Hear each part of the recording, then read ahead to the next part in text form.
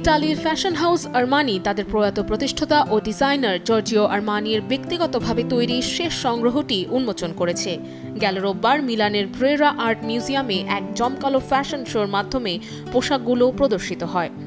মূলত ফ্যাশন হাউসটির ৫০ বছর পূর্তি উপলক্ষে পরিকল্পিত ফ্যাশন শোটি শেষ পর্যন্ত প্রয়াত আরমানিকে শ্রদ্ধা নিবেদনের আয়োজনে রূপান্তরিত হয়।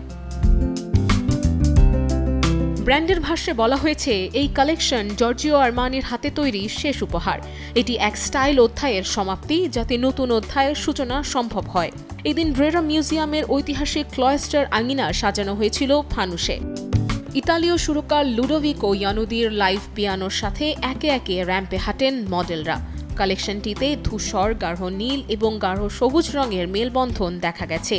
এর নাম রাখা হয়েছিল পান্তেল্লেরিয়া মিলান, যা আরমানির হৃদয়ের কাছের দুটি জায়গার প্রতি ভালোবাসা থেকে অনুপ্রাণিত। শোর আবেগঘন সমাপ্তি ঘটে আরমানির প্রিয় মডেল অ্যাগনেস জোগলার একক র্যাম্প ওয়াকে। তিনি একটি নীল গাউন পরে উপস্থিত হয়েছিলেন। আর এই বিশেষ প্রদর্শনীর মাধ্যমেই শেষ হল মিলান ফ্যাশন উইক। উল্লেখ্য, চলতি মাসের শুরুর দিকে ৯১ বছর বয়সে শেষ নিঃশ্বাস ত্যাগ করেন কিং জর্জিও নামে পরিচিত এই ইতালীয় designer. Nusrat Ananya, Daily Sun.